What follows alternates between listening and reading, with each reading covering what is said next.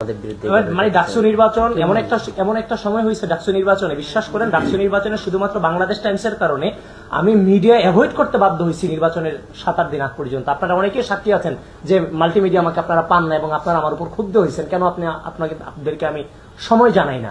শুধুমাত্র এর behind the সিনের প্রধান কারণ হচ্ছে বাংলাদেশ টাইমস নামক মাল্টিমিডিয়াটা। কারণ এমন প্রভাকাণ্ডা ডাকসু নির্বাচনে ছাড়ছে যেগুলো ক্লারিফিকেশন দেওয়ার মতো সময়টাও আমাদের ছিল না।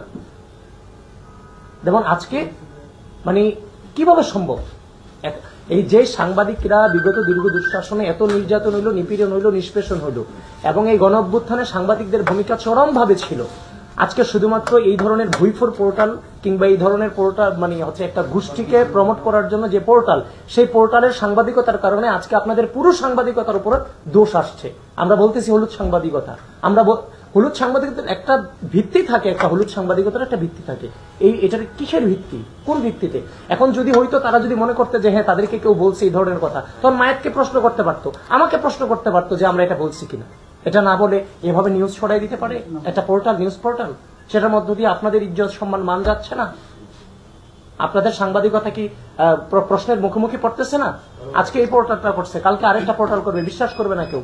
আগে যখন আমরা এই ধরনের নিউজগুলো দেখতাম তখন ভাবতাম এটা পার্শ্ববর্তী দেশ ভারতের নিউজ এগুলো, এখন আর ভাবি না যে ভারতের নিউজ। এখন এই ধরনের কয়েকটা পোর্টাল আছে, আমরা অনুমানই করতে পারি এই ধরনের পোর্টাল ভারতের যে গুজব মিডিয়া আগে ছিল এদেরকেও ছাড়াই গেছে আজকে আমরা বাংলাদেশ টাইমসের এখানে। কারণ আপনার তো হচ্ছে যে তথ্য প্রমাণ এবং অথেন্টিসিটির ব্যাপার আছে, যেহেতু বাংলাদেশ টাইমস অথেন্টিসিটি আছে, সুতরাং বাংলাদেশ টাইমস যেটা করেছে সেটার বিরুদ্ধে আমাদের নিরাপত্তার স্বার্থে, আমাদের সাংগঠনিক নিরাপত্তা, আমাদের নিজেদের সামাজিক নিরাপত্তার স্বার্থে আমরা জিডি করতে বাধ্য, মানে জিডি করতে আসছি আর কি আজকে।